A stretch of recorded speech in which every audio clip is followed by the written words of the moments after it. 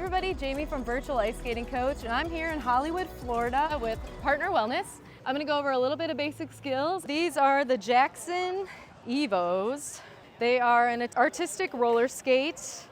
The wheels also came with this, but I need to rotate them and I would recommend changing the wheels. But these wheels are made for both indoor and outdoor. I have skated on the boardwalk, but also I recommend the big wheel skates for any kind of boardwalk or street skating on here. These are really good for roller skating, like roller skates, roller rinks, anything with a really flat surface without rocks and everything. In Miami, there are a lot of places to skate outside, like Crandon Park.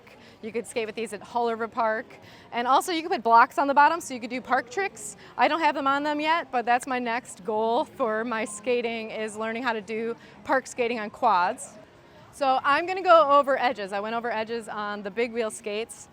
Now on quads, because they're two parallel lines, there's actually extra edges. So there's the outside edge of the outer wheels, the inside edge of the inner wheels. You can go on the front or the back. Sometimes I'll go on just one toe. Some spins are on one toe. So really with quads, you could really manipulate the wheels to act like blades. And it took me a really long time to figure that out. It actually wasn't until I was park skating with my aggressive skates and on the plate where I realized it was like, oh my gosh, the quads are actually just little mini blades. Each wheel is a mini blade. So I'm gonna do the same thing I did in the big wheel skates. I'm gonna skate, I'm gonna show you how to do a glide and a stop. And when I stop, I'm also using here this inside edge. My feet still go out like a duck.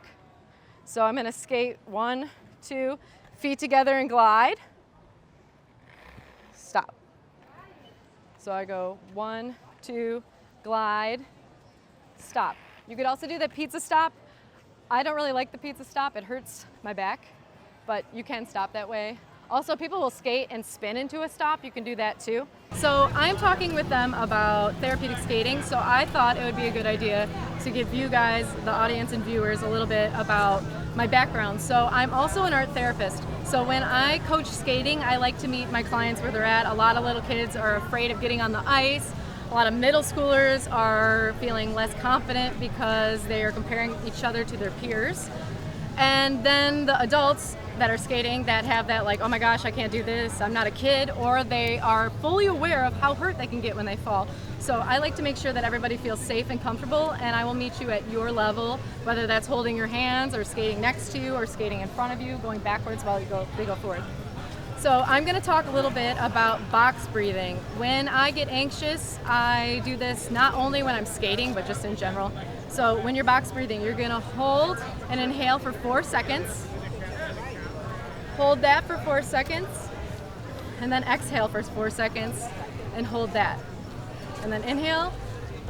Then there's also finger holds. When you are anxious or feeling any other emotion, a lot of times people hold the tension in their shoulders and their neck. That's why a lot of people, when they're stressed out, they get the stress headaches and the muscle headaches.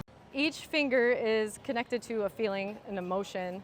So pain and grief, and this one's worry. This one is rage, which I think is kind of funny.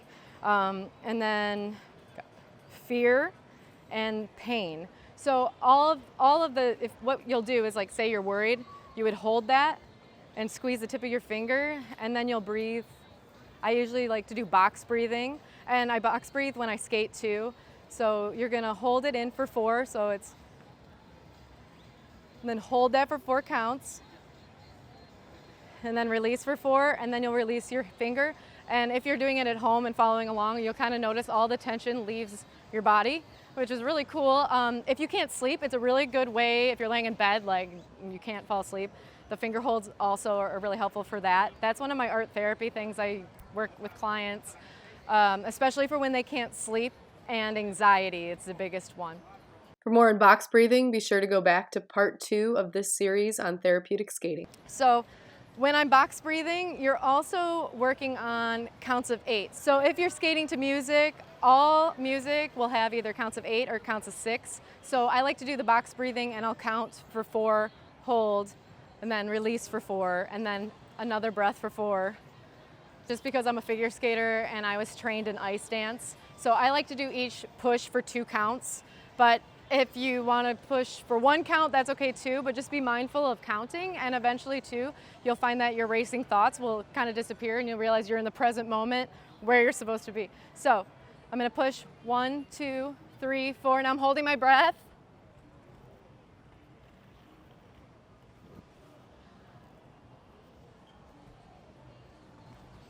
And then if I'm on my big wheels, I'll use my arms also. I like to skating to music when I am feeling kind of upset.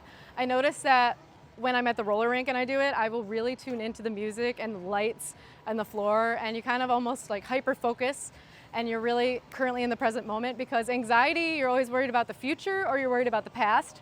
And so a lot of skating and other activities you have to be present for, because you have to know what you're doing, otherwise you're gonna fall, hurt yourself.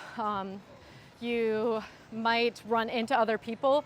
So you really have to be aware of what's going on. If you're skating outside, you have to be aware of rocks or sand or puddles or bikers. And if you're skating in the street, you have to worry about cars and traffic and all sorts of stuff. So this is a really good way to stay present. So that's a little intro just to a little bit of the therapeutic skating I'm doing. When you are calling it therapy, that means you are with a therapist, and there really aren't any skating therapists yet. So right now it's just therapeutic, and you're using these skills kind of as coping skills, for mental health skills, for wellness, and for exercise. Thank you. Hi everybody, Jamie from Virtual Ice Skating Coach. Thank you for watching, and if you're interested in learning figure skating, hockey, speed skating, big wheels or quads, make sure you check out my channel. I also on there will put all the places to skate that I've been to and other skating events that are really fun to watch, and I also have special guests on my show sometimes.